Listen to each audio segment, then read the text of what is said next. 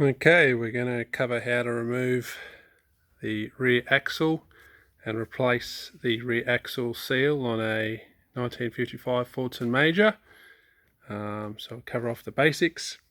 Here is a replacement rear axle seal, readily available, not too expensive, and we'll go through the process of replacing it. First things first, you have to jack up and remove the rear tyres. Once that's been done, you can start unbolting the rear axle housing with the hydraulic box on top.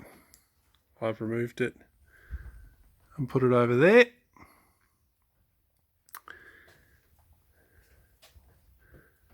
Once that's been done, clean around, remove any of the old gasket, make sure nothing's going to fall in. So once that's removed, what you're going to want to do is, you see in here, this one's still on, is you're going to want to remove this. Now it is reverse thread, so take out the split pin. Now it's not too hard to remove. Reverse thread again, untwist it, pull it out. Now what's going to happen eventually is once you take the rear axle out, you're going to want to make sure that you hold this, because there is a bit of play in it. If you pull it out and you don't support it, it could drop, and that could lead to some damage. So once this has been undone and it's loose, now you aren't going to be able to take it all the way off, because as you unwind it, it is going to catch on here. So you're going to have to unwind it enough so that there's some play, push it through, and then as you push the whole axle out, you have to keep unwinding it. So it is a two-person job. It does make it easier. Then I'll show you a few little tricks here.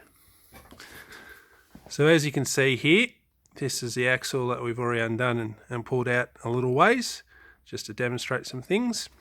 So this here is what we're going to want to replace. Now obviously we can't take this off the axle, so we are going to have to take this rear axle bearing off. Now it is pressed on, and you are going to have to get a bearing puller for it.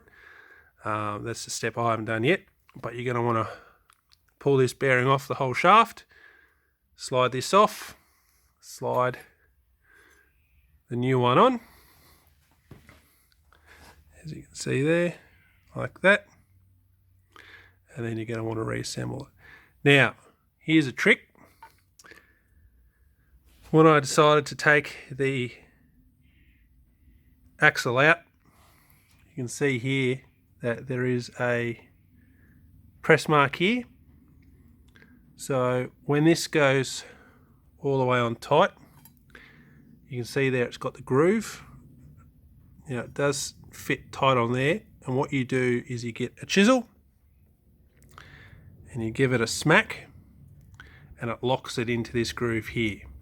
So when you remove it, you're going to have to get in there and pry the 3 or 4 creases in it out, so then you can remove the whole axle. So a few more steps to go to get this off. As you can see, it is all cork has perished and the oil is leaking out. You are going to have to drain the oil before you start this, obviously, otherwise you're going to end up with a really big mess. I've also undone the linkage, made it a little bit easier so I can get in there with the jack and the stand. And while I'm going, I'm also going to replace the gaskets.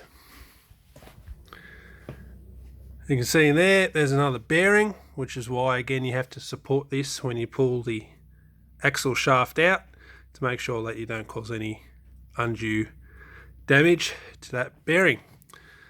So again, once you take that bearing there off, replace it, and really it's just reverse the process. Push it in, make sure you press it into the groove, your gasket, tighten it as you go, split pin in, As you can see, this is quite a large bolt holding it on. Put it all back together, refill it with oil, and away you go. That's a quick rundown of what's involved in replacing a rear axle seal.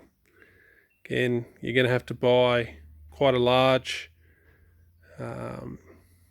bearing puller with significant spaces in it to be able to pull this off, because it is on there quite well. Alright, no more from me. I'll keep you updated.